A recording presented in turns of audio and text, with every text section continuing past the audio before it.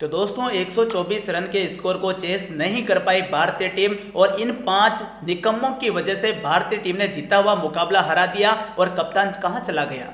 भाई क्या हुआ पहले टेस्ट मुकाबले में कि टीम इंडिया को शर्मनाक हार का सामना करना पड़ा। कौन है इस हार के जिम्मेदार, कौन से खिलाड़ियों को टीम से बाहर का रास्ता दिखाना चाहिए, इसके बारे में हम बात करेंगे। भारतीय टीम की हार के कारणों का विश्लेषण हम आपको बताने वाले हैं, तो बने रहे वीडियो के पूरे आखिर तक। और साथ ही आपके हिसाब से कौन से वो खिलाड़ी है जो इस टेस्ट मुकाबले में टीम इंडिया की हार के कारण बने हैं। तो दोस्तों इस मुकाबले में जब शुरुआत होती है तो दोस्तों हम कमाल गेंदबाजी करते हैं, क्योंकि गेंदबाजों ने इस मुकाबले में पकड़ कर गेंदबाजी की। अफ्रीका टीम को दोस्तों 159 रनों पर ऑल आउट किया। हमारे पास मौका था, लेकिन दोस्तों हमने क्या किया, हम भी 189 रनों पर ऑल आउट हो गए। और जब सेकंड इनिंग में बल्लेबाजी करने का मौका मिला अफ्रीका टीम को, तो दोस्तों अफ्रीका की टीम फिर ताश के पत्तों की तरह बिखर गई। लेकिन कप्तान तेम्बा बाउमा सिन्हा तान के चला और 153 रन पर फिर भी ऑल आउट हो गई और हमें मिला 124 रनों का लक्ष्य। लेकिन उस लक्ष्य में हमने क्या किया, हम दोस्तों 93 रनों पर ऑल आउट हो गए और 30 रनों से अफ्रीका मुकाबले को जीत गया। यानी कि भाई डिटेल में बात करते हैं सबसे पहले पहली पारी की साउथ अफ्रीका की। भाई साउथ अफ्रीका को हमने 159 रनों पर ऑल आउट कर दिया। जसप्रीत बुमराह की लाजवाब गेंदबाजी देखने को मिली।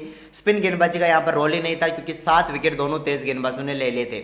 लेकिन इसके बाद जब भारतीय टीम की बल्लेबाजी आई तो हमें 159 रनों के जवाब में कम से कम 300 रन बनाने थे।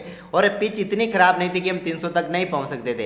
लेकिन टीम इंडिया के बल्लेबाजों ने गलती की, खास करके उन बल्लेबाजों ने जो कि काफी ज्यादा बेहतर तरीके से सेट हो गए थे। हम यशस्वी जायसवाल के बारे में बात करेंगे, जिन्होंने पहली पारी में 27 गेंदें खेली, 3 चौके लगाए और 12 रन ही बनाए और 12 पर ही आउट हो गए। यानी कि ये बल्लेबाज और बेहतर कर सकता था। लोकेश राहुल की पारी लाजवाब थी, लेकिन भाई 39 रनों पर यह पारी समाप्त नहीं होनी चाहिए थी। और ना ही वाशिंगटन सुंदर की पारी 29 रनों पर समाप्त होनी चाहिए थी, क्योंकि 82 गेंदें इन्होंने भी खेली थी। इतनी गेंदें खेलने के बाद इन बल्लेबाजों को कम से कम बड़ी पारी खेलनी थी। और कप्तान शुभमन गिल तो इस टीम की हार का सबसे बड़ा जिम्मेदार है ही, आप मानो या ना मानो। क्योंकि हम कह रहे थे पहले ही कि इसको T20 नहीं खिलाना चाहिए, इसको रेस्ट दे देना चाहिए, रेस्ट दे देना चाहिए। लेकिन इसे T20 जबरदस्ती खिलाया गया और T20 खिलाया तो अब इससे लगातार मैच खेलने की वजह से भाई अब सिर्फ चौका लगाने से अगर गर्दनें टूट रही है इनकी, तो आगे चलकर क्या हो गया। भाई कप्तानी करने का मतलब ये नहीं कि भाई साहब तुम कप्तान बन गए हो, जो तुम्हारा जो मनमाया वो तुम करोगे। भाई ऐसा नहीं चलता है।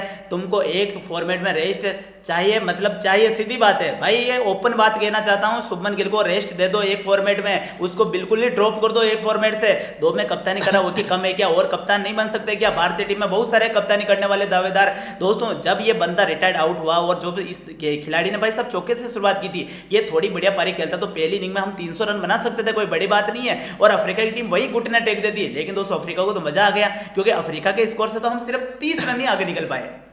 अब इसके एक खिलाड़ी के ना होने से हमें 2 विकेट का नुकसान हुआ।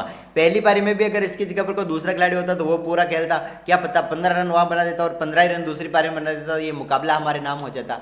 तो यहाँ पर सीधी सी बात ये कि 2 विकेट तो साउथ अफ्रीका की टीम को बिना मेहनत किए ही मिल गए और इसके बाद तो उन्हें 18 विकेट ही लेने थे और इस पिच के ऊपर 18 विकेट वो लेकर चले गए। अब भाई ऋषभ पंत की भी बात कर लेते हैं। भाई मानते हैं कि तेरा आक्रामक रवैया रहता है, लेकिन कहीं तो संभल कर खेल सकते हैं ना भाई, कि मुश्किल पिच है तो इसके ऊपर तो कैसे खेला जाएगा। पहली पारी में 24 गेंदें खेल ली थी, 27 रन बना लिए थे, बेहतर बल्लेबाजी हो रही थी, लेकिन हर गेंद पर बड़ा शॉट खेलना ये कहाँ की रणनीति भाई। वो गेंद जो शॉर्ट गेंद थी उसके ऊपर तो गेंद को छोड़ भी सकता था, लेकिन खराब गेंद के ऊपर शॉट खेले वो मानते हैं, लेकिन भाई अच्छी गेंद को छोड़ दे जिस पर रन नहीं बन रहे। तो ऋषभ पंत ने भी जिम्मेदारी नहीं उठाई, तो वो भाई पहली पारी में विकेट अपना फेंक कर चले गए। और उसके बाद ध्रुव जुरैल, भाई साहब जब नॉर्मल मुकाबले हो, जब भाई साहब प्रैक्टिस मुकाबला हो, तो भाई साहब ये शतक वो शतक ये शतक, भाई साहब इसके चक्कर में साई सुदर्शन को बाहर बिठाना पड़ गया। आप सोचो भाई साहब, इस खिलाड़ी की वजह से हमने सोचा कि ये खिलाड़ी फॉर्म में चल रहा है, फॉर्म तो गई तेल लेने, चुकदा रन बनाकर निपट गया। भाई देखा जाए तो इस टेस्ट मुकाबले में मोटी मोटी बात यही है कि भारत का कोई बल्लेबाज 50 रन ही नहीं बना पाया। एक भी बल्लेबाज के बल्ले से 50 रन हमें नहीं दिखे, भुगतान हमें भुगतना पड़ा। और भाई अफ्रीका टीम ने भी कोई बड़ा तीर नहीं चलाया था। अफ्रीका टीम ने सिर्फ साइमन हर्मर की गेंदबाजी थी। वो साइमन हर्मर जिसने भाई साहब पूरे के पूरे मुकाबले में डोमिनेट किया, उस हर्मर के सामने भारत का हर एक खिलाड़ी ने घुटने टेक दिए। और इसके बाद भाई अगली बात हम करते हैं यहाँ पर दूसरी पारी साउथ अफ्रीका की। भाई कल शाम को जब मुकाबला समाप्त हुआ तब तक हम इस मुकाबले में पूरी तरीके से पकड़ बनाए हुए थे, क्योंकि 93 रनों के ऊपर 7 विकेट साउथ अफ्रीका की टीम गंवा चुकी थी। हम सोच रहे थे कि 125-30 रनों तक तो हम इन्हें ऑल आउट ही कर देंगे, लेकिन भाई आज क्या हुआ, 8वें विकेट के लिए 44 रनों की पार्टनरशिप इन्होंने कर दी। और रणनीति क्या थी भाई, कॉर्बिन बॉस आक्रामक बल्लेबाजी कर रहा था और आक्रामक बल्लेबाजी के सामने हमारे गेंदबाजों ने सरेंडर किया। उसे आउट करने के लिए वो डिफेंसिव मोड में चले गए कि भाई ये बंदा आउट होगा, शॉट मारा तो मारने दो। तो ये इसका खामियाजा हमें भुगतना पड़ा। 44 रनों की 8वें विकेट की पार्टनरशिप और इसके बाद तेम्बा ने छोटी छोटी 2 पार्टनरशिप और करके टीम के स्कोर को शानदार तरीके से 153 रनों तक पहुंचा दिया और इसकी वजह से हमें टारगेट 124 रनों का मिल गया, जो कि कम से कम 100 रनों के आसपास का ही मिलना था। बिल्कुल। और भाई 124 रन इतने ज्यादा भी नहीं है भाई, हम मानते हैं कि भाई मुश्किल पिच है, यहाँ पर भाई कुछ भी हो सकता है, लेकिन हमारे ओपनर खिलाड़ियों ने क्या किया यार सेकंड इनिंग में, भाई साहब ये अय्याराम गयाराम कैसे हुआ, या तो तुम अटैकिंग क्रिकेट खेलते 2 चौके मार के आउट भी हो जाते, तुम 3 गेंद पर 7 रन बना देते, कोई 4 गेंद पर 12 रन बना के आउट हो जाता, कोई दिक्कत नहीं थी। लेकिन भाई साहब एक तो वक्त भी लेते हैं, वक्त बदल दिया, हालात बदल दिए, जज्बात बदल दिए, लेकिन दोस्तों रन बनाना था वो नहीं बनाए भाई। एक तो 0 रन, एक ने 1 रन। भाई साहब सबसे बड़े जो हार का जो विलन है ना, ये हमारे ओपनर खिलाड़ी है, जो यहाँ से जब कहते हैं ना कि जब नींव अच्छी नहीं हो तो भाई साहब दीवार गिरी जाती है, और दीवार गिरी ही गई। यहाँ पर इन्हें क्या करना था, यहाँ पर इन्हें थोड़ी सी अच्छी शुरुआत दे देनी थी। अच्छी शुरुआत के बदले यहाँ पर 20 रन भी अगर ये बना देते तो भाई बैकफुट पर आ जाती साउथ अफ्रीका, लेकिन इन्होंने नहीं किया। इसके बाद भाई ध्रुव जुरेल वाशिंगटन सुंदर के बीच थोड़ी सी पार्टनरशिप हुई, लेकिन फिर ध्रुव जुरेल वही गलती कर बैठे। गेंद खराब थी या फिर गेंद अच्छी थी, या तो शॉट पूरा मारते, पूरा नहीं मारते तो उसे कम मारते तो वो फील्डर तक नहीं पहुंचती, लेकिन वो गलती से आउट हुए, या फिर गलती करे तो ऐसा खराब शॉट खेलकर आउट हुए, ये मान सकते वो गेंद कोई आउट होने वाली गेंद नहीं थी। इसके बाद भाई वाशिंगटन सुंदर अकेला टिका रहा, लेकिन ऋषभ पंत भाई एक बार फिर कोटिन बोल्ड आउट हो गया। ऋषभ पंत का क्या है भाई, शॉट मारना ही है तो भाई पूरा तो मार, तो स्टेडियम के बाहर जाए या फिर बाउंड्री लाइन के आसपास तो आउट हो, कैच आउट ही होना, तो वहीं पर कोटिन बोल्ड आउट होकर जा रहा है। भाई नहीं मारेगा, ये हो गया ऋषभ पंत के साथ। भाई ऋषभ पंत एक ही चीज है भाई साहब, शुभमन गिल नहीं है तो इसके ऊपर डबल जिम्मेदारी आ गई ना, ये उपकप्तान है, कप्तान बन गया, सब कुछ सिस्टम सेट कर दिया। गिल नहीं है, हमें पता है कि हमारा एक बल्लेबाज कम है, लेकिन दोस्तों फिर भी हमारे ऋषभ पंत तो ऐसे मार रहे जैसे कि भाई हमें 500 रन बनाने हो। भाई रन हमें सिर्फ 100 के आसपास ही बनाने थे जब ये बल्लेबाजी कर रहा था। भाई ऐसा भी नहीं है कि भाई साहब हमारे पास सिर्फ आज का दिन ही बचा हुआ है, कल 2 दिन और बचे हुए, आराम से क्या भुजियां खाओगे क्या भाई, आराम से खेलते शाम तक वैसे मुकाबले को जीते जाते। इतनी ही टर्निंग पिच थी तो आराम से सिंगल डबल से गेम को आगे बढ़ाते, 20-20 30-30 रन की साझेदारी करते, मुकाबले को तो हम वैसे ही जीते जाते। भाई साहब हमारी थाली में आए हुए लड्डू को हमने अफ्रीका को दे दिया, ये बात हो गई। और इसके बाद तो भाई अक्षर पटेल और रविंद्र जडेजा के छोटे छोटे कौमियों तो इसके बाद ये वाशिंगटन सुंदर की 31 रनों की पारी 3 खिलाड़ियों को छोड़ देते हैं, जिन्होंने थोड़ा संघर्ष किया भाई, लेकिन संघर्ष भी किया तो इनको भी यहाँ पर अक्षर पटेल का वो इंटेंट दिखा जो कि भाई या तो करो या मरो वाला। अगर ऐसा इंटेंट ऊपर से कोई 1-2 खिलाड़ी दिखाते तो शायद रिजल्ट भी कुछ और हो सकता था या फिर कुछ भी हो सकता था।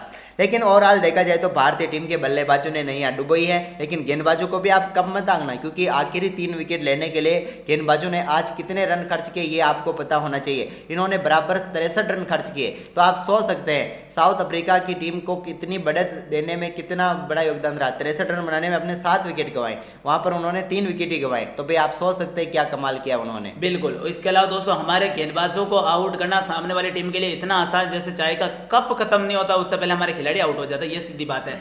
लेकिन दोस्तों इस मुकाबले के प्लेयर ऑफ द मैच बने साइमन हार्मर। पहले मुकाबले में भी 4 विकेट लेते हैं, सेकंड मुकाबले में भी 4 विकेट लेते हैं, यानी कि एक पारी को तो साइमन हार्मर ने ही ऑल आउट कर दी।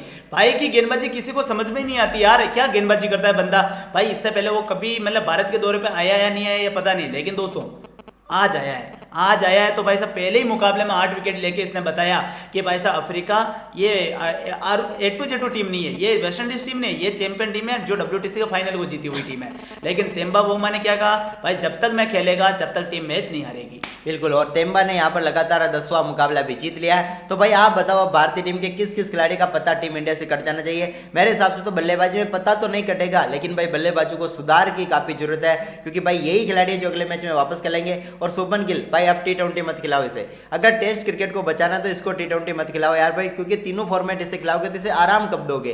कप्तान तीनों फॉर्मेट का क्यों जरूरी है, ये धोखा ही बनाकर रख दो, T20 में इसे मत थोपो। तो बस इतनी सी बात है, तो वीडियो को ज्यादा से ज्यादा शेयर जरूर कर देना आप। बाकी भाई कुछ कहना चाहता तो भाई और तो कुछ बचा ही नहीं है, क्योंकि सीरीज वो जीत सकते हैं, हम तो भाई सब बराबर ही कर सकते हैं। तो भाई दोस्तों को वीडियो बताना, आप भी कमेंट करके इतना बता दो कि भाई साहब आपके अनुसार किस वजह से हम ये टेस्ट मुकाबला हारे, ये जरूर कमेंट कर देना और शेयर कर देना। बिल्कुल भाई।